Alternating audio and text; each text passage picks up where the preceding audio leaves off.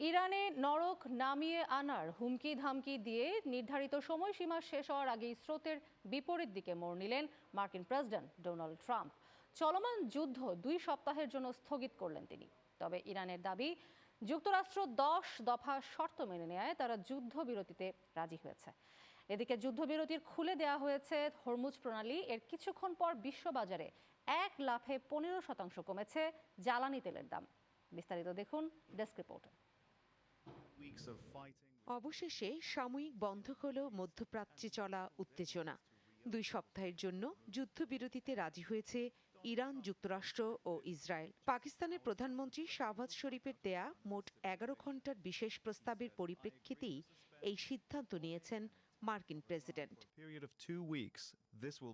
যুদ্ধবিরতির পেছনে একটি শর্ত জুড়ে দিয়েছেন ট্রাম্প। তিনি জানিয়েছেন, ইরান সম্পূর্ণ ও নিরাপদভাবে হরমুজ প্রণালী জাহাজ চলাচলের জন্য উন্মুক্ত করে রাখলে এই স্থগিতাদেশ কার্যকর থাকবে, না হলে যুদ্ধবিরতি ভঙ্গ হবে।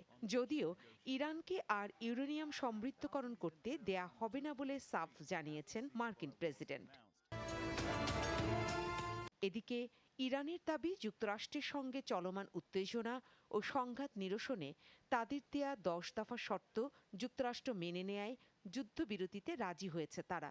শর্তগুলোর মধ্যে রয়েছে ইরান ও তার মিত্রদের বিরুদ্ধে কোনো আগ্রাসন না চালানোর নিশ্চয়তা, পারস্য উপসাগরের কৌশলগত জলপথ হরমুজ প্রণালীতে ইরানের নিয়ন্ত্রণ বজায় রাখা, ইউরেনিয়াম সমৃদ্ধকরণের অধিকার স্বীকৃতি এবং যুক্তরাষ্ট্রের সব নিষেধাজ্ঞা প্রত্যাহার, মধ্যপ্রাচ্য থেকে মার্কিন বাহিনী প্রত্যাহার এবং আঞ্চলিক ঘাঁটি থেকে ইরানের ওপর কোনো ধরনের হামলা না করা, ইরানের উপর আরোপিত সব প্রাথমিক, মাধ্যমিক এবং জাতিসংঘের নিষেধাজ্ঞা তুলে নেয়া, যুদ্ধের কারণে ইরানকে ক্ষতিপূরণ দিতে একটি বিনিয়োগ ও আর্থিক তহবিল গঠন করা, মধ্যপ্রাচ্যের দেশগুলোর সঙ্গে দ্বিপাক্ষিক ও বহুপাক্ষিক শান্তি চুক্তি নিয়ে আলোচনার অনুমতি দেয়া, মধ্যপ্রাচ্যের সব প্রতিরোধ গোষ্ঠীর বিরুদ্ধে অনাগ্রাসন নীতি সম্প্রসারণ করা এবং সব প্রতিশ্রুতি জাতিসংঘের একটি আনুষ্ঠানিক প্রস্তাবের মাধ্যমে অনুমোদন করা।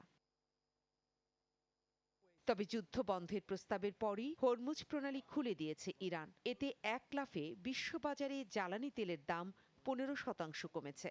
যুক্তরাষ্ট্র, ইসরায়েল, ইরানের চলমান সংঘাতের সাময়িক যুদ্ধবিরতিকে স্বাগত জানিয়েছে বাংলাদেশ সহ বিশ্ব সম্প্রদায়।